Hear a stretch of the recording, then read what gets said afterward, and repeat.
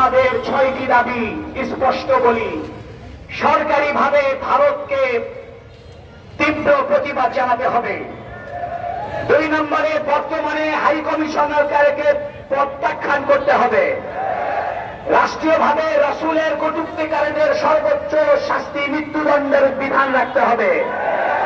4 নম্বরে শিক্ষা কমিশনে 2 জন আলেমকে রাখতে হবে।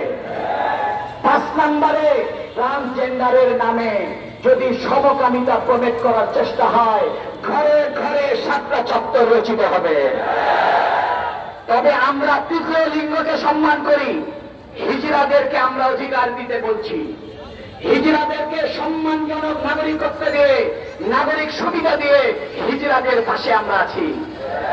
কিন্তু হিজড়াদের নাম দিয়ে ট্রান্সজেন্ডারের শব্দের অনুকূলে তোমরা সমকামিতা প্রমেট করার চেষ্টা করলে আমাদের বুকের রক্ত দিয়ে হলেও প্রতিহত করব। সংগ্রামী তৌহিদি জনতা, 6 নম্বরের দাবি, হেফাজত ইসলামের সমস্ত মামলা প্রত্যাহার করে